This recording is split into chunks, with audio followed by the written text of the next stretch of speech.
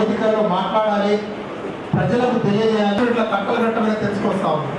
నేను కూడా ఒక గిరిజన పెట్టుకోవాలన్నా, మీ హక్కుల గురించి మీరు పోరాడాలన్నా ఒక మంచి వేదిక. మరి మన పూజా ఫలమో లేకపోతే మన అదృష్టమో మనం ఈ స్థాయికి చేరుకోగలిగినాం. బాబాసాహెబ్ అంబేద్కర్ గారి వాళ్ళు ఎన్నో బిల్లులు తీసుకొచ్చిన దానికి చట్టబద్ధత కల్పించింది కేవలం కాంగ్రెస్ పార్టీ. ఆ చట్టం మన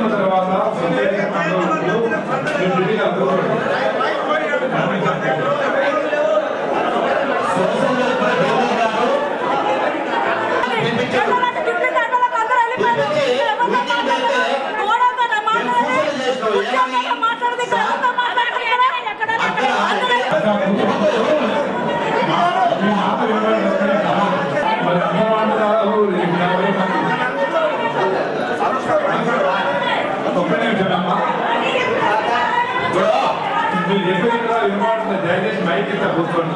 ఒక మహిళ నుంచి ఒకరికి అవకాశం ఇద్దాం. మళ్ళీ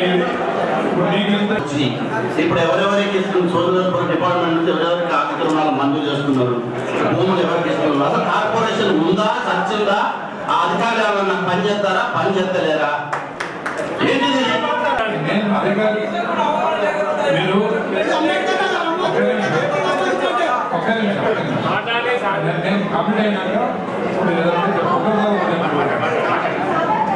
అధికారికంగా నేను మొన్న బాబు జగదీశ్వరరావు గారి జయంతికి వచ్చినాను. నేను తర్వాత నేను పూలే గారి మన పూలే గారి జయంతి రోజు నేను రాలే. నేను సూర్యాపేటలో ఉన్నాను. రోడ్డు మీద వన్ సైడ్ రోడ్డు బ్లాక్ చేసి చెప్పండి.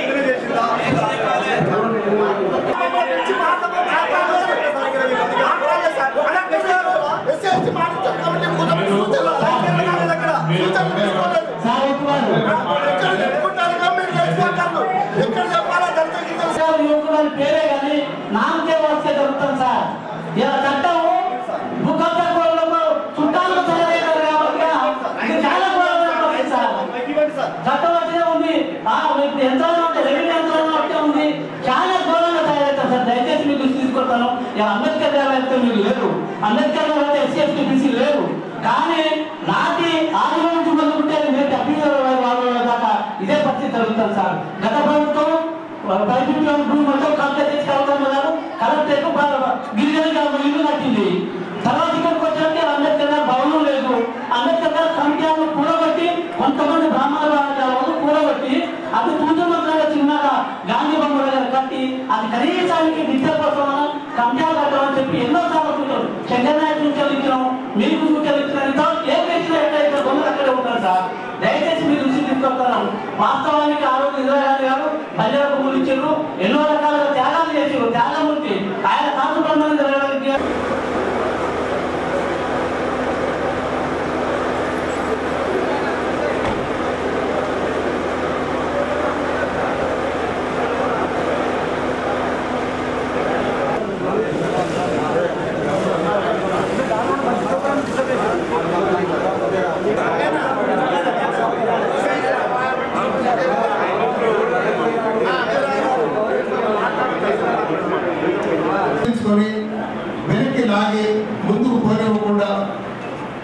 చేసే కుట్రలకు మీరు బానిసలు కాకండి. సరే, భావోద్వేగం ఏదో మాట్లాడినందుకు మీకు అందరి క్షమాపణ కోరుకుంటూ మనతో ఇలాంటి సంఘటన జరగకూడదని కోరుతూ, ఉద్దేశపూర్వకంగా కొంతమంది మనల్ని మనం విడగొట్టాలని చూస్తూ ఉన్నారు. గతంలో మనం చూసినాం, జమీందారీ వ్యవస్థలో కిందున్నటువంటి వెనుకబడిన తరగతి కుటుంబాలను కొంతమంది ఆసరా చేసుకొని వాళ్ళలో వాళ్ళనే కొట్టుకునేటట్టుగా చేసేవారు గతంలో. ఇప్పుడు మనకు స్వతంత్రం వచ్చింది.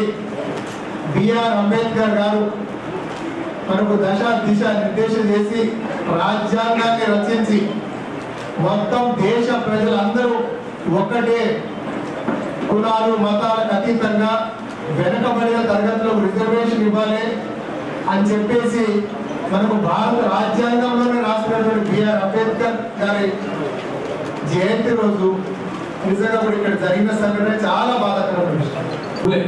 ప్రార్థిస్తాం, మనం ఒక సిస్టంలో నడవడానికి కోసం ఎవరికి నచ్చిన దేవుడిని వారికి మొక్కుతాం. కానీ నిజమైన మానవ రూపంలో పుట్టిన దేవుడు ఎవరంటే మనకు బాబాసాహెబ్ అంబేద్కర్.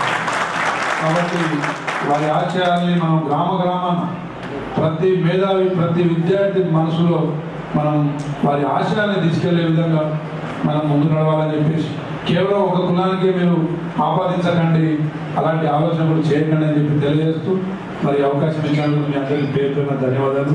జై భీముడు, జై భీమ్.